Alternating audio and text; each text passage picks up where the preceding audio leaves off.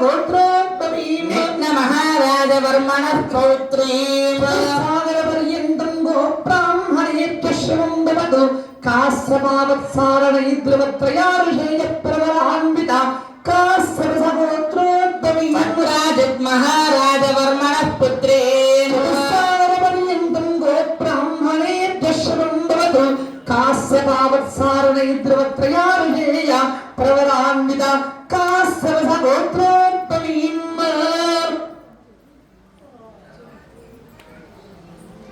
సర్వాలంకారవతీం సర్వాంగనా సమ్మోహన సంసేవిత పాదారవిందాం శ్రీకృష్ణదేవత అత్యంత మనోహరీం అత్యంత సౌందర్యవతీం శ్రీ సత్యభామాదేవీ నామ్నీం ఇమాం కన్యాం ఓం కన్యాం కనక సంపన్నాం కనకాభరణైర్భుతాం దాస్యామి విష్ణవే తృప్తం బ్రహ్మలోక జిగీషయా స్వరంపురాం సాధ్వీం సుశీలాయ సువేదసే జయతోహం ప్రయచ్చామి ధర్మకామార్థసిద్ధయే సర్వభూతా సాక్షిణః సర్వదేవతాః ఇమాం కన్యాం ప్రదాస్యామి ప్రీణాతు కమలాపతిః శ్రీరాం జగః రామస్య బుద్ధిమాన్ మన్యస్య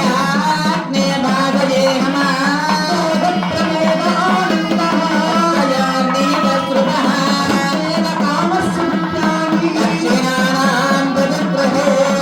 కామమాకోటిం రాజసత్యమసీమని పశూనాం రూపమన్నస్య యశస్విని శ్రీరామయి యదా హరస్యాతిరగ్రస్యేయాత్మ యదా స్త్రీస్తుప్తదేవం సిప్రియే ప్రియాన్న ఏవం వదస్సు పుత్రాణి చిత్వేద కామ్యప్రియః తదానీత్యగ్నిర్వదతి తదేవి మాధురాహతతి అంగేతి సత్యం చంద్రాః ఆదిత్యః సత్యమోనిః ఆపత్సత్సత్సమాదర్మ తదామేకామత్సముద్యతాం యజ్ఞోమేకామత్సముద్యతాం పసవోమేకామత్సముద్యతాం ఓం ధ్రువంతైరాజావరుణో ధ్రువంతైనో బృహస్పతిః ధ్రువంత ఇంద్రశ్చాగ్నిశ్చ రాష్ట్రం ధారయతాం ధ్రువం ధ్రువం ధ్రువేణ హవిషాభిసోం వృషామసి అతో దైంద్ర కేవలీను విసోమబలి హృతస్కరతు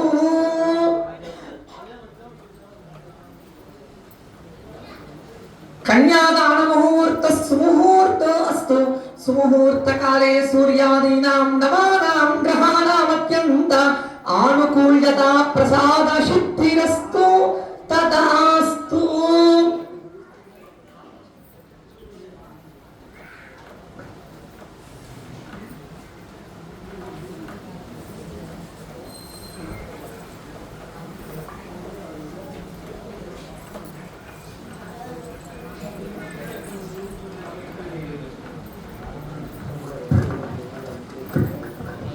చెప్పినటువంటి యొక్క మహాసంకల్పంలో మీరందరికీ అర్థమై ఉండాలి. భారద్వాస గోత్రోద్భవుడైనటువంటి యొక్క శ్రీమన్నారాయణ స్వరూపమైన కృష్ణ పరమాత్మునికి కన్యని ధారపోశారు. ఇమాం కన్యాం ప్రదాస్యామి ప్రీణాతు కమలాపతి అంటూ ఇమాం కన్యాం ప్రదాస్యామి, ఇదిగోనయ్యా ఓ స్వామి నీకు దానం ఇస్తూ ఉన్నాం. అలాంటి ఆ యొక్క కన్యని మేము దానం ఇస్తూ ఉన్నాం. ఎలాంటి కన్యయ అంటే కన్యాం కనక సంపన్నాం అన్నాడు. కన్యాం కనక సంపన్నాం, బంగారంతో సమానమైనటువంటి మా యొక్క ఆ యొక్క గారాల ముద్దుల పట్టీని అయ్యా మీకు సమర్పిస్తూ ఉన్నాం. ప్రీణాతు కమలావతి, ప్రీతిగా స్వీకరించవయ్యా స్వామి అని అందరి యొక్క మనోభీష్టాలు తీర్చేలాగున ఆ యొక్క స్వామికి ఇచ్చేసాం, సమర్పించాం.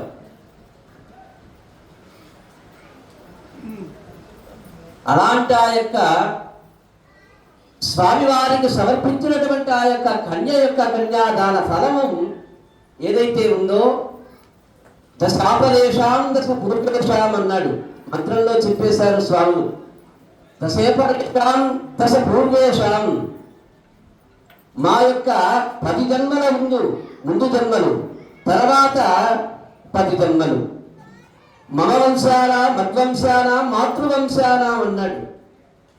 మా యొక్క వంశము మా యొక్క మాతృవంశము కూడా 10 జన్మలు, 20 ఈ జన్మతో పాటు కూడుకున్నటువంటి 21 జన్మలు మా యొక్క పాపరాశి ఏదైతే ఇప్పటి వరకు మూటగట్టామో అలాంటి ఆ యొక్క పాపరాశి అంతా కూడా దగ్ధమయ్యేలాగున స్వామి అనుగ్రహిస్తాడని యొక్క కన్యాదాన ఫల పురుష్కరం.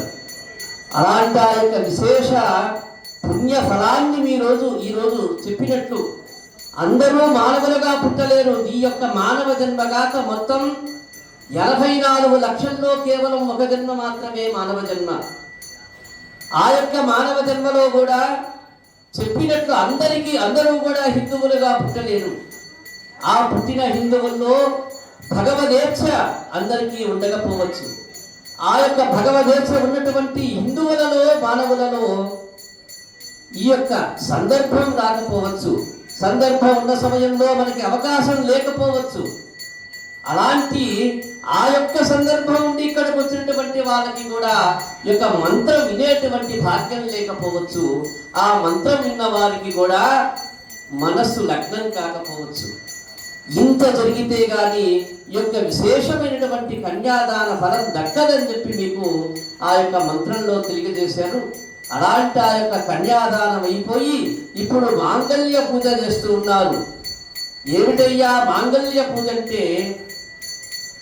జన్మల యందు సువాసిని ప్రాప్తి పొందటానికి యొక్క అమ్మవారికి ధారణ చేసేటువంటి ఆ యొక్క మాంగళ్యాన్ని సభక్తికంగా ఆరాధించి మనస్సు తనువు జ్ఞానము బుద్ధి అన్నీ కూడా ఆ యొక్క మాంగళ్యము యందు ఇచ్చి అమ్మకి ధారణ చేయబోయేటువంటి ఆ యొక్క మాంగళ్యాలను ఎవరు సభక్తికంగా నమస్కరిస్తారో, సభక్తికంగా ఆ యొక్క అమ్మలని వేడుకుంటారో వాళ్ళకి సువాసిని ప్రాప్తి జరుగుతుందట.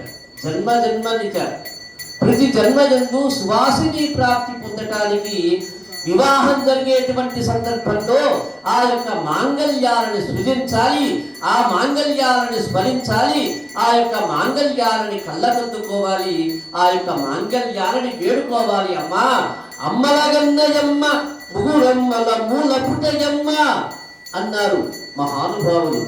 అలాంటి ఆ యొక్క 3 తత్వాలు కలిగినటువంటి ఆ యొక్క మహామాత ఏదైతే ఉందో ఆ మాత యొక్క అనుగ్రహం మాకు కలిగి జన్మల యందు సువాసిని ప్రాప్తి మాకు చేకూర్చుగాక అంటూ అమ్మని వేడుకోవాలట.